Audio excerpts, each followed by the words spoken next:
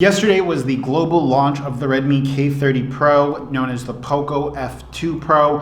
I've been using this device now for well over a month, and I've had some kind of international firmware on it, or like internationally focused firmware on it now for over a month as well. I've essentially been using a Pocophone F2. At the same time, I still have my Redmi K20 Pro, and I was a Pocophone F1 fan. So today I'm going to talk about the Poco F2 Pro from two different perspectives. Now, the first one is that of a Redmi K20 Pro owner. The second is a Pocophone enthusiast, right? The Pocophone really kind of went away from the trend, and it focused on like pure specs, and then that was pretty much it. The K20 Pro, on the other hand, focused a lot on specs, but giving us this near flagship build quality that was lacking in some areas, but still much better than the Poco F1. So let's start off this review talking about the cameras. Now, the Poco F2 Pro is going to launch with the same cameras as the Redmi K30 Pro non-zoom. So no OIS, no telephoto camera, but we're going to have a macro camera, an ultra-wide, and a bigger, pretty good IMX686 sensor. Now, from the perspective of a Pocophone owner, this is a huge upgrade. In pure Pocophone style, maybe we would see the IMX686 and then maybe the Xiaomi 20 megapixel ultra-wide, and then nothing, like no macro cameras, and just give us kind of the bare essentials. But from the perspective of a Redmi K20 Pro owner, we now have the top of the line Sony sensor being the IMX686. We have a good ultra-wide camera, although I would say that the ultra-wide camera on the K30 Pro isn't that much better than it is on the K20 Pro. And instead of the telephoto camera, which wasn't used for video, only for photo, and it didn't even use the telephoto camera in low light, we have a macro camera. In my opinion, the cropped images that we're going to get from the IMX686 will be of as good, if not better quality than the actual telephoto camera we had on the Redmi K20 Pro. So in that regard, this is a usable upgrade. Although, if this is a Pocophone, this seems extraneous. Now, talking about my experience with the camera on the K30 Pro, it's been pretty good. A lot has been released from the camera with the Gcam mods that we have out for it right now, and I am pretty happy with the stills camera performance. That said, the lack of OIS still hampers us, and we only recently got 4K 60 with EIS, and that's only from Gcam, and that's only on the main sensor, which doesn't give us any of the manual video controls, but is pretty good overall quality. So again, for photo, it's quite acceptable. For video, it's still hampered and does not really compete with the Mi 10. Now let's talk about the screen. Now, compared to the screen on the Redmi K20 Pro, the Redmi K30 Pro screen is a higher touch refresh rate, which addresses most, if not all, issues that I've had with the touch jitter on this device. If you guys want to see more videos about touch jitter, you can check up here. And the screen is ultra bright, and it's really, really nice to use outside. The high touch sampling rate is extremely nice for doing like precise stuff on your phone, and it makes the device feel really, really fast. I feel like with the Pocophone style of things, we would have had a high refresh rate display and like a notch on it somehow, but I think that from the perspective of a K20 Pro owner, this screen follows kind of the philosophy behind the K20 Pro. From the perspective of the Pocophone, which had a pretty terrible screen, this is better than a pretty terrible screen. So it's kind of neither in the spirit of the Pocophone, but it is definitely a successor to the screen on the K20 Pro. Now let's talk about the internals. Now, the Pocophone F1 had top-of-the-line internals.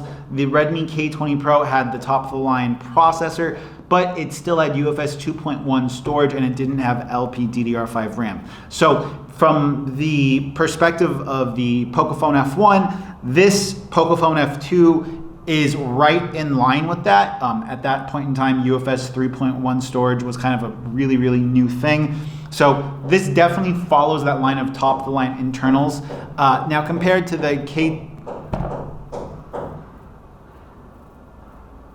the This construction is going to drive me crazy. Now, from the perspective of the K20 Pro, this kind of follows that as well. Like the K20 Pro was like the flagship SoC, but for storage and stuff like that, it wasn't as flagship. So this is definitely kind of following that same philosophy and upgrading that of the Redmi K20 Pro. Now, build quality. Build quality is something that the Pocophone F2, in my opinion, absolutely fails at coming from a Pocophone F1 buyer. If I'm buying a Pocophone, I want that device to be made as cheaply as possible. I want it to be all about specs, all about performance, and all about just kind of functionality and making the device like better to actually use. It does totally fit the build philosophy of the Redmi K20 Pro, but the Redmi K20 Pro was never meant to be a Pocophone successor. So in the philosophy of the Redmi K20 Pro, this totally follows that and even upgrades it. It's got a stepping motor for really, really good haptics, and I have an article on my website about haptics. Personally, I would have rather seen a plastic phone and a high refresh rate display, or instead of a pop-up camera, a notch like the Pocophone originally had, and a high refresh rate display. So build quality, if you're coming from a Redmi K20 Pro, is a step up. If you're coming from a Pocophone, I feel like you wouldn't care so much about this build quality and you'd care more about specs or having a high refresh rate display, which unfortunately this does not have. Design. Now, the design of the Pocophone F2 is beautiful. Like, this is a really, really svelte device to use. It's really, really nice. The materials feel great. At the same time, it doesn't feel like it carries the Pocophone tradition at all.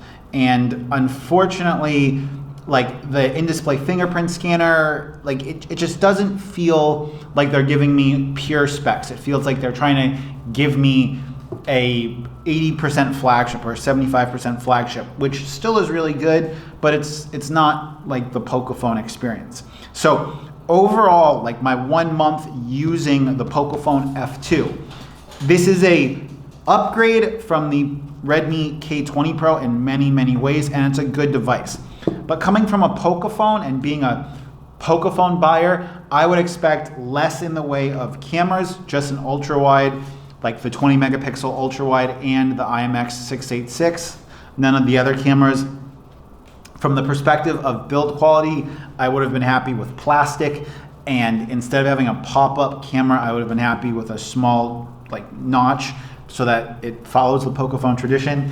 And that's not to knock this device's performance. This device performs flawlessly. And in my opinion, this just isn't a Pocophone. And to call it a Pocophone is kind of misleading. It's not to say that I dislike the device or it's bad. I just don't think it should be called a Pocophone. Okay, now to read your comments from my $100 Samsung S20 Ultra video, link to that video up here. Oh man, trouble with that fingerprint scanner was brutal. P.S.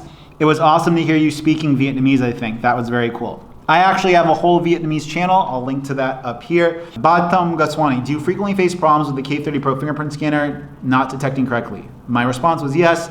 Will it be a worse reason to skip this K30 Pro model? Just want to know your thoughts.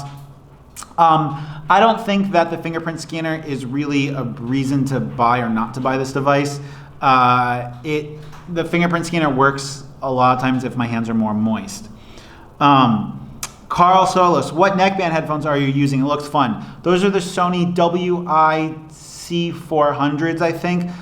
They're my favorite motorcycle neckband headphones, and I actually have a video about only using neckband headphones for a week coming up. So if you guys want to see that video, subscribe. Why are you even reviewing fake phones? LOL, you can even tell it's fake from the back. Just start reviewing Xiaomi products, not fake phones. I'm working on a review of a Xiaomi toothbrush right now. That video is just fun. Logan, wanna be friends? Yeah, of course I do. Hey, are you Konstantin Tishkurizov? Hey, are you using Microsoft Launcher 2? I'm doing a video about leaving the Microsoft ecosystem of apps for the Google one. You can see that first video link up here. That's gonna wrap up this video today. I've really, really enjoyed using this device. I just don't feel like it's a Pocophone F2. If you have a Redmi K20 Pro, I don't think that you should upgrade to the K30 Pro. It's not a big enough upgrade in my opinion. again, these are just my thoughts and opinions. Till next time, guys, it's been Mitchell coming to you guys from Hanoi. Peace.